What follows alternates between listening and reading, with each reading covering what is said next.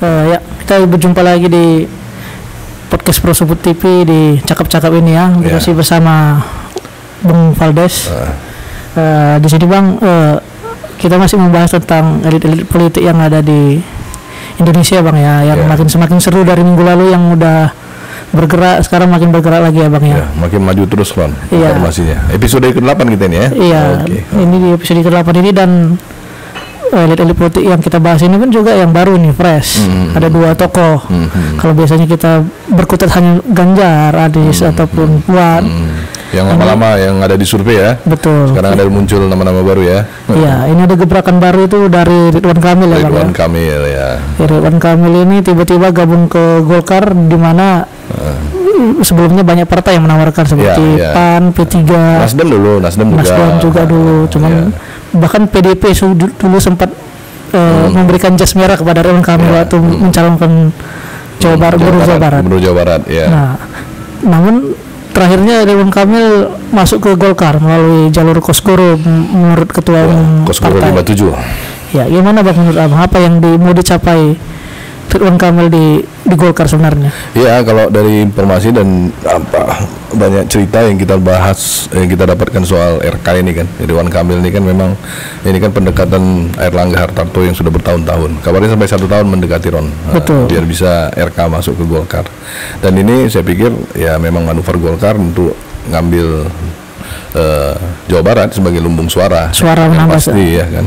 Karena selama ini kan Jawa Barat itu kan condong ke ke Anies gitu ya. Betul, Anies, Gerindra ya. Jadi apalagi Jawa Barat kan kita tahu sebagai jumlah DPT-nya paling besar kan di Indonesia kan. Betul. Ya, mencapai hampir 30 juta DPT ya. Berimbang lah sama Jawa Timur dan Jawa Tengah ya Bang. Iya, inilah lumbung suara yang pengen diambil sama Golkar. Jadi seperti harapannya Airlangga Hartarto, Ketua Umum Golkar, ya RK kan dikasih jabatan Ketua Pemenangan Pemilu ya. Betul. Ketua Badan Pemenangan Pemilu. Jadi diharapkan nanti dengan hadirnya RK di Golkar itu bisa menggelembungkan suara Golkar di Jawa Barat dan Banten ya. Gitu kan saya pikir. Iya, tapi dari sisi Ridwan Kamilnya apa yang dituju Bang? Apakah selama ini kan memang di survei Ridwan Kamil termasuk salah satu elektabilitas tertinggi di Capres. Bisa dibilang setelah Ganjar, Prabowo, Anies itu ada nama Ridwan Kamil. Apakah dia tujuannya untuk jadi Wapres ataukah malah Gubernur DKI? Saya pikir hemat saya gini Bang. Ini kan persoalan ketika masuknya banyak nama-nama di survei gitu ya kan. Ini kan agak agak miris sebenarnya. Partai sebesar Golkar itu tak punya nama yang untuk bisa diandalkan di survei gitu ya kan. Betul. PDIP udah punya Ganjar ya. Ada Puan juga. Kemudian Golkar, partai pemenang pemilu kedua yang sebesar Golkar itu nggak ada nama yang masuk dalam pusaran gitu ya kan. Itu kan cukup miris gitu. Jadi mungkin ini bagian dari strategi internal partai Golkar, bagaimana mereka bisa ada dalam orbit gitu ya, dalam orbit survei gitu ya. Jadi persoalan ini capres ini atau cawapres import atau tidak, nah itu nomor 2. Tapi yang pasti sekarang Golkar dengan hadirnya RK sudah masuk dalam sirkuit lah ya, dalam masuk pusaran bahwa ada kader mereka atau caleg mereka atau calon mereka yang masuk ke dalam survei elektabilitas capres ataupun cawapres. Ini kan bisa membuat posisi Golkar semakin kuat kan, bergeningnya nanti di depan partai-partai yang besar lainnya kan gitu. Betul. Cuman tadi saya bilang kan, seperti Ridwan Kamil menyatakan sebenarnya malah mendukung Airlangga Hartarto untuk menjadi capres. Iya. Lalu dengan kekuatan dia di Instagram lah, dengan pengikut 30 juta, itu menjadi modal dia dalam mengenalkan Golkar lagi lebih jauh ke milenial. Nah, ini kan sebenarnya apakah jauh dari tujuan di awalnya, di mana dia disebut bisa capres atau realistisnya cawapres gitu. Kalau saya lihat sih, apakah dia sudah tahu evaluasi diri, introspeksi bahwa yang ditujunya itu sebenarnya tidak bisa terlalu jauh. Iya, saya pikir sih gitu juga. Karena hampir 1 tahun ini kan angka indeksnya si Airlangga Hartarto ini kan nggak naik-naik. Artinya sampai sekarang masih 2,berapa% lah ya kalau didongkrak sekalipun gitu kan. Artinya ini bisa jadi dua kanal juga saya pikir. Yang pertama adalah bagaimana menyelamatkan Partai Golkar ke depan kalau ada cocktail efek gitu ya. Iya. Jadi Golkar tetap ada di pusaran pemenang 3 besar partai politik ketika nanti pemilu 2024. Kemudian yang kedua, ya bisa saja juga nanti Golkar punya capres atau cawapres sendiri gitu. Atau yang ketiga memang nanti untuk mendongkrak popularitasnya Erlangga Hartarto. Jadi kemana-mana nanti efek dari popularitas Ridwan bisa merembes ke Erlangga Hartarto. Jadi mereka nempel kemana-mana, ya otomatis Erlangga nanti akan naik juga popularitasnya di kalangan milenial. Apalagi RK kan terkenal ya suka sosialisasi lewat sosmed. Sosmed ini kan sangat bagus kan. Ya, dengan follower 30 juta. 30 juta ya, hampir sama dengan kayaknya paling tinggi ya. Saya kurang tahu juga. Ya, paling tinggi ya. Mungkin Ganjar pun kalah ya. Betul. Nah, itulah. Apalagi karya-karya Ridwan Kamil di Jawa Barat atau di Bandung kan sudah terlihat dengan baik kan gitu kan. Apalagi RK ini kan orangnya penampilannya juga milenial kan, anak muda banget gitu kan. Jadi ya mungkin Golkar pengen membawa RK itu untuk dikenal di kalangan pemilih-pemilih muda. Itu saya pikir, Om. Ya, berarti kan ini kan Golkar ini memang salah satunya mereka buat koalisi KIB itu Bang ya. Sama PAN sama P3 dan disebut-sebut juga dulu PAN menawari Ridwan Kamil juga. Sementara P3 lebih dekat ke Sandiaga Uno untuk sekarang ini. Nah, berarti apakah gabungnya Ridwan Kamil ke Golkar ini dengan Wapres itu semakin jauh gitu. Ya, bisa memperkuat KIB juga. Karena KIB kan kita tahu disebut-sebut bakal mencalonkan Ganjar katanya. Biarpun para ketua umum masing-masing partai menyatakan bersedia menjadi capres.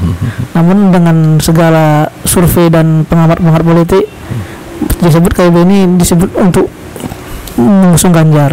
Sementara Wapres itu belum ada. Nah, dengan bergabungnya Ridwan Kamil ke Golkar, apakah bisa dipasangkan dengan Ridwan Kamil itu? Saya pikir bisa aja, Ron. Jadi Golkar, KIB dan Golkar juga melakukan manuver kan. Ini mungkin aja ada, kalau menurut saya sih, mungkin ada settingan ke 2024 supaya capres nggak ada 2 pasang lagi gitu. Karena terlalu tajam polarisasinya gitu. Ya, ini settingan supaya nanti bisa jadi 3 pasang capres gitu. Jadi siapa nanti berkoalisi dengan siapa nanti di akhir kan kita nggak tahu gitu kan. Betul. Akhirnya terjadi lagi oligarki politik kan. Masalahnya sekarang kan kalau terjadi pilpres hari ini, rembesan tahun 2019 masih kelihatan betul kan polarisasi itu kan. Dengan munculnya RK di sini kan bisa jadi mediocre gitu, penengah gitu ya kan. Jadi stabilitas politik dan keamanan kita pun lebih bagus daripada tahun 2019. Saya pikir itu, Ron. Iya, memang itu yang sangat menarik dari Ridwan Kamil ini. Tiba-tiba bergabung ke Golkar. Memang setahun seperti Abang bilang tadi sudah dirayu, cuman detik-detik dia bergabung itu saya kira lumayan surprise juga. Di awal tahun gitu Bang. Nah, ada satu lagi nama fresh itu Erick Thohir yang saya kira sangat-sangat naik sekarang popularitasnya, terutama di kalangan untuk menjadi wapres gitu Bang ya. Iya. Di sini Erick Thohir tiba-tiba menjadi ketua umum PSSI mencalonkan dengan model 60 suara dari setiap cabang. Dari KLB dan dan kadang-kadang bakal menang karena lawan dari Erick Thohir sendiri hanyalah mata hiti lah. Mantan ketua PSSI juga, orang Golkar yang sudah lama. Yang sudah lama tidak hadir dalam sepak bola. Nah, cuman kita bukan bahas dari sepak bolanya Bang. Ini kan popularitas ketua umum PSSI, apa momentumnya yang dicapai oleh Erick Thohir? Saya pikir Erick Thohir banyak berjasa juga Ron sebelumnya. Ketika tragedi Kanjuruhan kemarin kan hampir di PSSI kan sudah hampir di embargo oleh FIFA kan gitu kan, nggak boleh melakukan turnamen lagi. Peran Erick Thohir kan sangat besar gitu ketika dia memanggil Presiden FIFA, kemudian bertemu dengan Presiden Jokowi, kemudian terhindarlah PSSI dari sanksi FIFA yang sangat berat itu kan, karena tragedi Kanjuruhan itu kan salah satu tragedi paling besar di dunia kan, ya kan. Iya, nomor 2 125-an orang meninggal di satu tempat gitu kan, di stadion 131 data terakhir ya, 131 meninggal. Itu kan satu tragedi yang sangat luar biasa kan gitu. Jadi saya lihat memang dari apa namanya, dari bagaimana Erick Thohir mencoba melakukan apa namanya itu, membantu presiden untuk menyelamatkan PSSI ini, terlihat jelas pekerjaannya ketika membawa presiden FIFA bertemu dengan presiden, akhirnya kita terhindar dari sanksi FIFA yang besar. Peran Erick Thohir juga kan sebelumnya sebagai pengusaha kan kelihatan kan, dia beberapa kali punya banyak ada saham di Inter Milan. Betul. Kemudian pernah menjadi presiden Inter Milan. Pernah juga ada saham di Bolton Wanderers, di salah satu klub di Liga Inggris gitu kan. Artinya kan pergaulan dia di tingkat apa namanya, elit sepak bola internasional kan nggak diragukan lagi. Saya pikir dalam sudut pandang dia sebagai ketua PSSI dalam kapasitasnya, kemudian jaringannya, saya pikir dia mumpuni lah untuk itu, Ron. Jadi artinya kalau misalnya dibawa ke ranah politik tahun 2024, bagaimana dia mencoba mendongkrak popularitas, saya pikir langkahnya langkah cukup strategis lah, cocok dia masuk ke sana gitu. Momentumnya memang saya lihat pas, karena sepak bola kita tahu dari dulu sampai sekarang itu banyak orang fanatik. Dan luar biasa. Kita sering bahas tentang milenial, dan di sana banyak anak muda yang suka dengan sepak bola. Ini sebenarnya bisa juga jadi momentum yang pas untuk Erick Thohir ya, Bang. Betul, pas. Karena dengan dia mengurus sepak bola, kita melihat hasilnya 1 tahun aja, mungkin bakal bisa mencuak namanya untuk menjadi wapres di 2024 ya, Bang ya. Iya. Apalagi kalau misalnya timnas bermain kan, itu kan semua mata ke sana kan.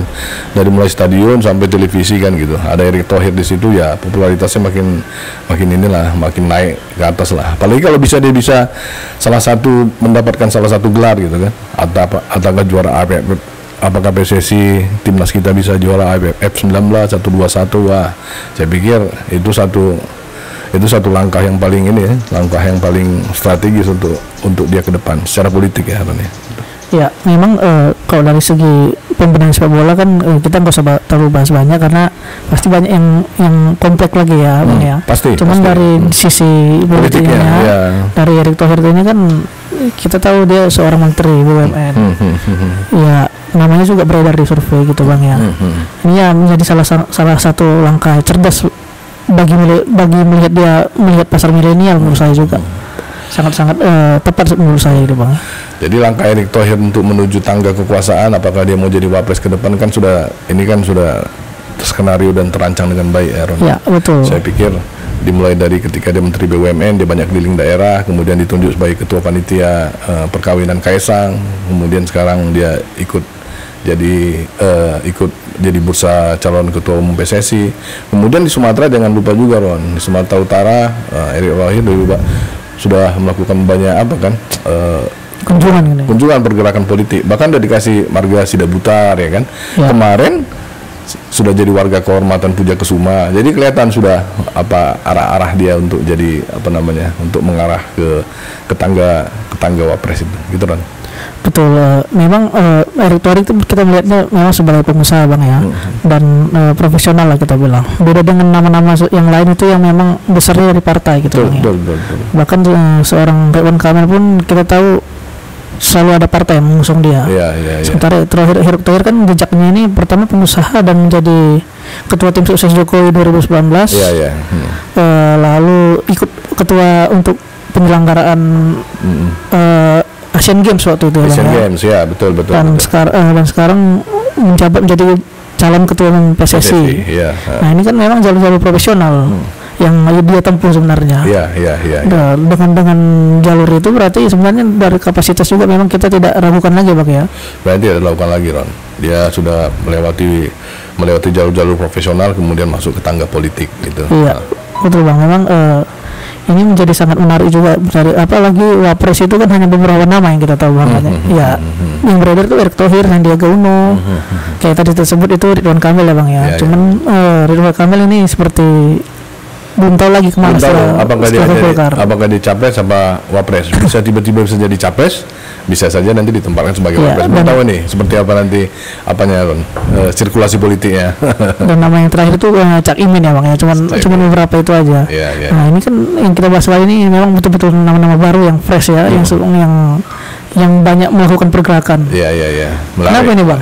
Apakah mereka udah mulai sadar 2003 udah dekat dengan pemilihan, Makanya nama-nama yang biasanya yang sudah beredar itu agak meredup, dan yang kita bilang yang tingkat menengah itu yang naik sekarang. Ya. Pasti lah Bang, tahun 2023 kan tahun politik. Iya. Tahun 2024 kan tahun pemilihan ya kan gitu. Kalau disebut sebagai tahun politik ya tahun 2023 ini tahun politiknya. Karena langsung di Februari kita kan sudah memilih. Jadi ya all out lah sekarang sepanjang tahun ini. Saya pikir ya untuk jadi capres mungkin ya sudah settle lah di beberapa nama ya. Tinggal ketok aja, tinggal diteken sama ketua umum kemudian deklarasi. Sekarang orang kan mau melihat sisi lain ini, siapa ini wapresnya, karena peran wapres kan penting juga, apalagi harus punya, kalau syarat-syaratnya yang ini kan yang syarat-syarat yang untuk inilah ya, bukan formal tapi punya kemampuan jaringan ya, kemampuan analisis ekonomi makro dan mikro. Dan rata-rata pun mantan wapres kita itu seorang pengusaha Bang ya. Usaha, misalnya JK ya kan. Iya JK. Ya. Orang-orang profesional lah. Dulu Budiono juga. Dulu Pak SBY ada Budiono di situ ya kan. Jadi wapres ini ya tidak bisa disebut sebagai ban serap aja, tapi ya paling nggak sebagai person yang bisa membantu kabinet lah, membantu pikiran presiden dalam memecahkan persoalan-persoalannya. Yang paling penting adalah makro dan mikro gitu. Ya memang nama-nama baru ini yang kita bilang kuda hitam ini sangat-sangat di awal tahun yang bergerak cukup masif ya Bang ya. Iya. Apalagi nama-nama besar yang selama ini beredar itu seperti menurun. Nah, yang menarik minggu lalu itu Bang, kita tahu ada ultah PDP ya Bang ya, yang ke-50, di mana di situ sempat kita bahas juga bahwa di kadang-kadang bakal diumumkan cawapres dari PDP. Capres ya. Ya, namun ternyata tidak ada Bang ya. Nah, kita bahas sedikit aja dari acara kemarin kan, di mana ketua umum PDP lah Megawati yang memberikan pidato yang sangat-sangat viral lah di sosial media di mana-mana, yang membahas tentang dia Jokowi itu sebagai pengusungnya itu PDP yang nomor 1 dalam PDP yang membantu dan semacamnya. Nah, terlepas dari itu kan memang kita tahu Megawati itu kan seorang negarawan ya Bang ya. Nah, di akhir yang pidatonya juga dia berkelakar bahwa capres dan cawapres itu kenapa harus ditanya sama saya yang lain-lain, kenapa nggak menawarkan diri saya, katanya begitu Bang. Nah, ini apa pertandanya dari Megawati ini Bang? Apakah sebenarnya namanya sudah dipegang dia atau belum ada sama sekali Bang? Kalau kita lihat sih ya sudah pasti lah ya, sudah dikantongin ya, cuman memastikan juga ya kan, memastikan kira-kira yang dikantongin ini benar nggak akan menjadi capres yang pemenang ya, karena kan PDP ini kan berat bebannya ya, karena dia sudah 2 kali memenangkan pilpres kan, jadi yang ketiga juga pengen hat-trick lah kan, pemilu pengen hat-trick, pilpres juga pengen hat-trick ya, jadi jangan sampai salah nama gitu, tapi ya terlalu lama juga nanti berbahaya juga untuk partai kan gitu kan. Nah, jadi saya pikir ya pidato politik Megawati itu ya betul-betul isinya politik lah ya, artinya tidak hanya memberikan gambaran ya, banyak bicara soal sejarah partai ya, bicara tentang bagaimana PDIP membangun kader. Tapi lepas dari itu ya kita tetap memuji PDIP lah sebagai partai kader kan. Betul. Karena ya di Pilpres beberapa kali termasuk Pilpres 2024 ini ya terbukti lah memang PDIP itu sebagai partai kader, artinya kader-kadernya itu bisa mencetak kader-kader yang bisa menjadi pemimpin negara, dan saya pikir ya itulah sejatinya partai politik gitu kan. Tapi itulah karena banyak friksi di dalam ya, mungkin masih belum ada nama yang harus disampaikan oleh ketua umum gitu. Saya pikir itu tuh. Iya, memang pidato kemarin memang kalau kita telah lagi memang khasnya Megawati ya Bang ya. Dimana banyak-banyak guyon-guyon yang terjadi. Guyon-guyon serius juga loh. Iya, guyon-guyon tapi serius, tapi kalau bisa bilang menusuk kader yang mana yang bakal didukung atau enggak. Itu sebagai pertanda memang dari tahun ke tahun. Dari dulu kita berdulu kan seperti Jokowi selalu dengan sebutan petugas partainya. Memang dalam media memang banyak yang berpandangan negatif dengan status dia petugas partai. Namun dari sisi kalau kita cerita sebagai politik ya Bang ya, di mana partai itu memang berkuasa penuh dalam penentuan capres, cawapres, DPR dan bupati, dan sebutan itu secara struktural, secara organisasi memang sah-sah saja sebenarnya. Ya, karena kader ya kan. Iya, dalam artian kader ya. Dibentuk oleh kader. Bahkan di Amerika sekalipun seperti itu Partai Republik atau Demokrat itu ya seperti Barack Obama jelas-jelas ya utusan dari Demokrat gitu. Donald Trump utusan dari Republik. Memang seperti itu dia. Iya.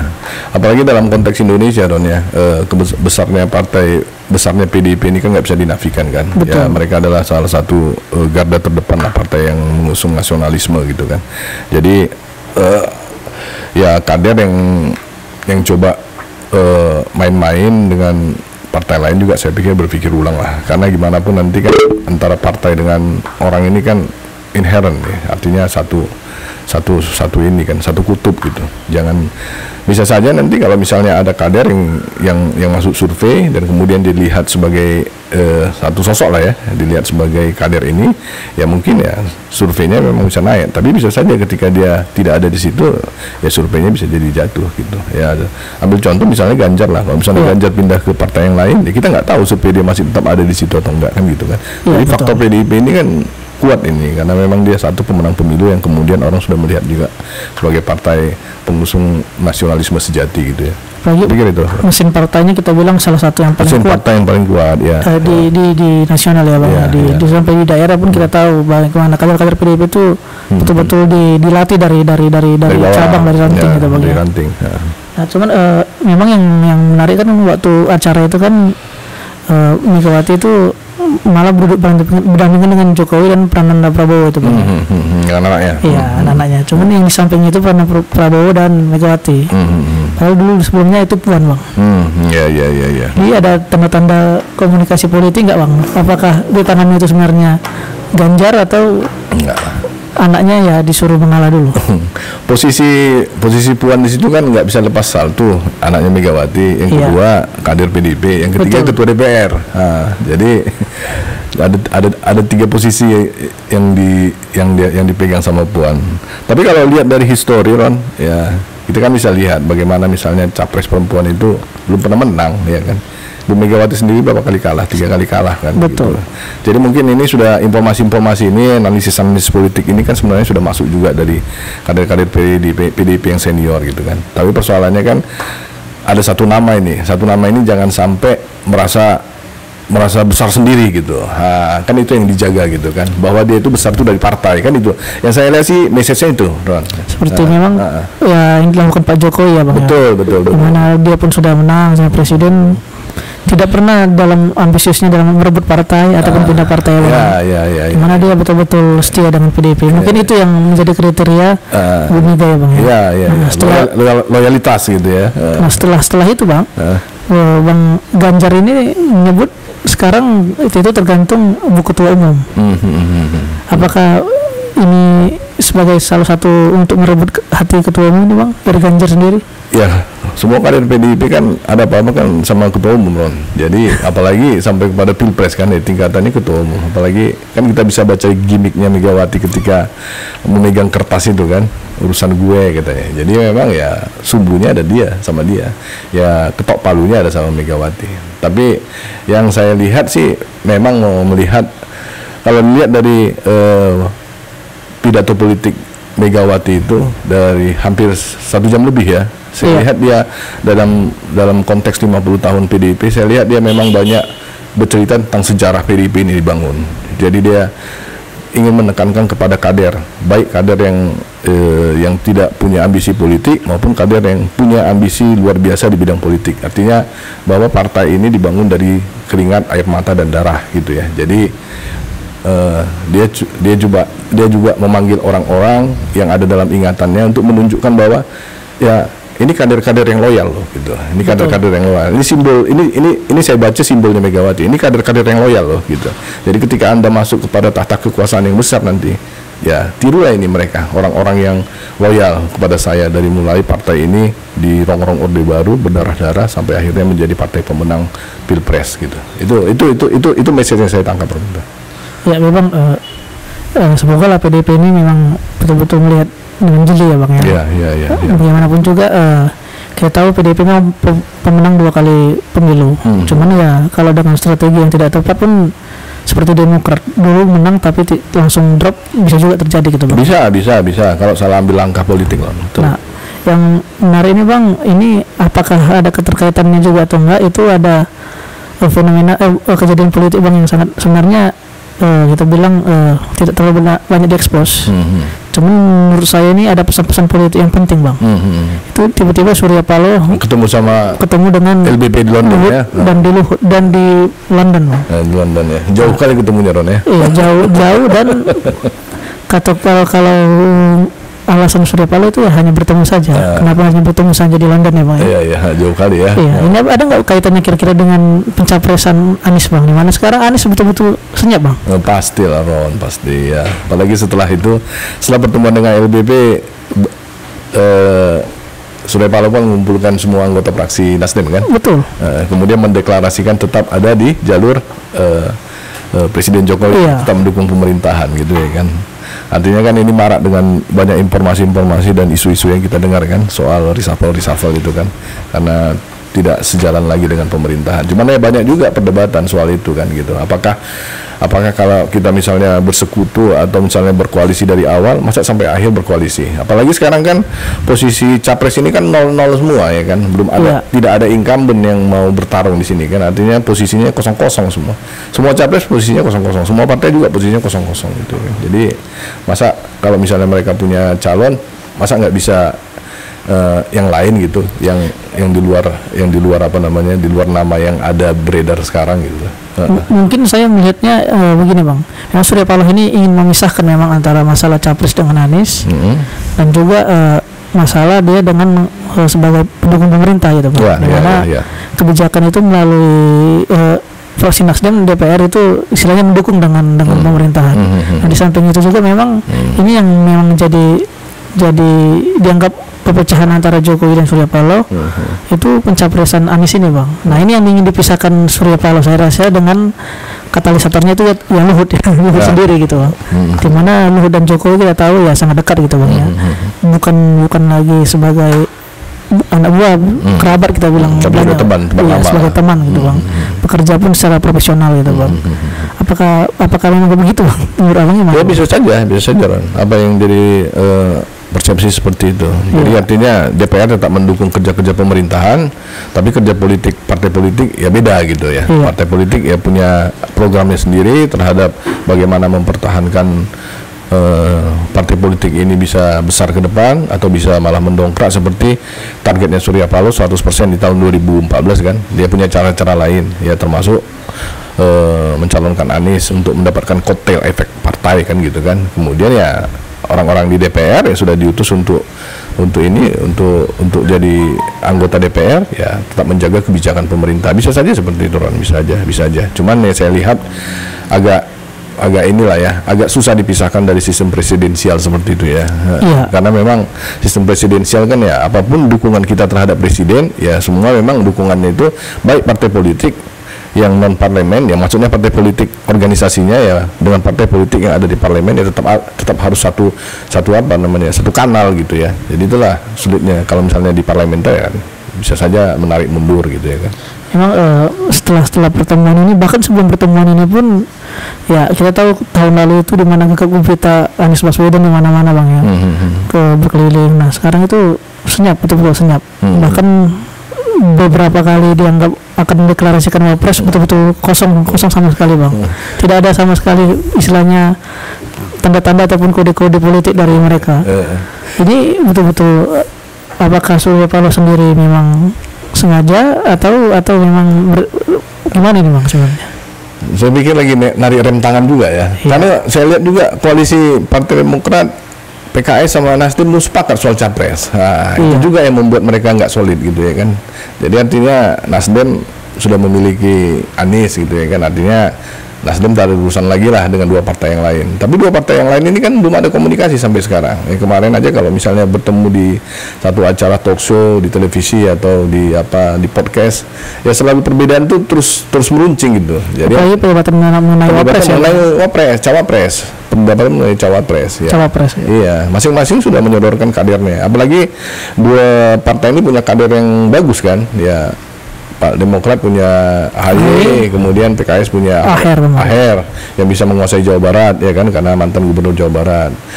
AHY punya kelebihan ya kan, dia punya edit value untuk mengambil voters milenial gitu ya kan. Lagi Jawa Timur ya Bang. Apalagi di Jawa Timur ya, tanah kelahiran dia kan gitu. Kemudian yang kedua ya, dia juga surveinya sudah semakin hari semakin baik. Terakhir yang kita lihat survei saya lupa nama lembaganya, sekitar 5,5 ke 6% gitu ya kan. Meningkat, makin hari progresnya makin bagus gitu kan. Jadi yang saya lihat ya memang itu di antara mereka sendiri di koalisi perubahan namanya ya, koalisi perubahan ini tapi nggak terdengar lagi. Udah mulai sayup-sayup kedengaran. Aniesnya sudah mulai pasang rem tangan, yang dua lagi juga tidak terlalu apa namanya, effortnya nggak kelihatan karena memang belum ketemu satu nama ini. Iya. Dimana KIB yang sudah akan istilahnya dalam waktu dekat, dan PDIP sudah dipegang oleh ketua umum, malah ini Nasdem yang belum jelas nasibnya. Padahal mereka duluan start ya. Nah, apakah ini yang dianggap banyak pihak juga Bang, bahwa mencapreskan Anies ini prematur bagi Nasdem, terlalu cepat? Banyak orang bilang gitu Ron, banyak seperti itu, terlalu prematur. Tapi itulah risiko untuk jadi leader gitu kan. Betul. Bisa banyak ada positifnya, ada negatifnya. Ya tergantunglah nanti dalam prosesnya ke depan. Apakah akhirnya jadi negatifnya yang jadi lebih banyak daripada positifnya ya tergantung, namanya politik ya, permainan apa namanya, jaringan itu dan komunikasi itu kan sangat penting. Iya, makanya kemarin juga sudah diingatkan beberapa yang saya ingat itu seperti yang Betul Wijaya Bang ya, dari Carta Politika saya mengingatkan bahwa jangan terlalu cepat mengambil keputusan. Jokowi pun juga dalam pidatonya sudah sebelumnya jangan terlalu cepat. Iya. Nah setelah itu memang Jokowi setelah Nasdem mendeklarasikan Anies, malah Jokowi tidak pernah lagi istilahnya kontak-kontakan dengan Nasdem, seperti yang diberitakan media kalau mereka tuh pecah kongsi gitu Bang ya. Yang pasti gini Ron, ke depan ini dalam 1-2 bulan atau 3 bulan ke depan ini konstelasi pasti akan berubah dengan masuknya RK. Saya pikir itu pasti konstelasi akan berubah. Dan kemudian nanti akan muncullah isu-isu liar kan, RK dipasangkan dengan siapa atau RK berpasangan dengan siapa gitu kan. Dia mulai ini lagi ini lagi nih, mulai apa namanya itu pola yang sudah terbangun tahun 2022 kemarin mulai teracak-acak lagi nih konstelasinya. Iya.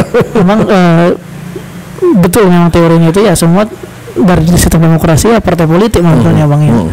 Dimana biarpun survei bisa tinggi-tinggi, kalau misalnya ketua umum partai tidak bilang ya apa boleh buat gitu Bang ya. Betul. Belum lagi nanti Gerindra tiba-tiba Prabowo mundur dikasih sama siapa kan gitu. Betul. Bisa lagi konstelasinya lebih ini lagi, malah bisa nanti akhirnya muncul ya mudah-mudahan lah 3 pasangan gitu ya kan. Kalau 4 pasangan saya pikir terlalu inilah ya, terlalu terlalu sulit lah untuk mencari kesepadanan atau kesepahaman antar partai. Ya kalau saya prediksi saya tiga pasangan.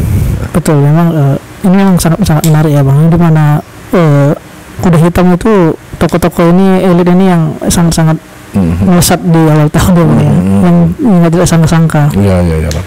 Nah, apakah ini kan setahun ini kan masih panjang ya Bang ya, dari proses KPU dan semacamnya. Mungkin kita bisa simpulkan bahwa kejadian-kejadian ini bakal menarik lagi untuk depannya Bang ya. Tapi Oktober itu nggak terlalu lama loh, tanggal 25 Oktober itu harus pendaftaran kan ke KPU kan. Mungkin kita tuh bisa dapat tahu capres-cawapres di Maret atau Mei ya daripada. Bisa saja. Atau sebelum Lebaran sudah ketahuan kan memanfaatkan momentum Lebaran kan. Bisa jadi di Maret lah Pak. Iya, Maret memanfaatkan momentum Lebaran untuk untuk sosialisasi kan. Iya. Gitu kan. Oke, mungkin itu aja yang kita bahas di episode cakep-cakep ini Bang ya. Iya. Mungkin kedepannya ini bakal banyak pembahasan lagi dan banyak perubahan-perubahan lah dari cakep-cakep ini yang bisa menghibur ataupun menambah ilmu viewer di sini Bang. Iya, membahas-bahas lah ya, namanya juga cakap-cakap ya kan. Iya. Ini itu aja yang kita bisa sampaikan ya Bang ya. Mungkin kita jumpa lagi di episode Prosumut TV selanjutnya. Oke. Terima kasih Bang.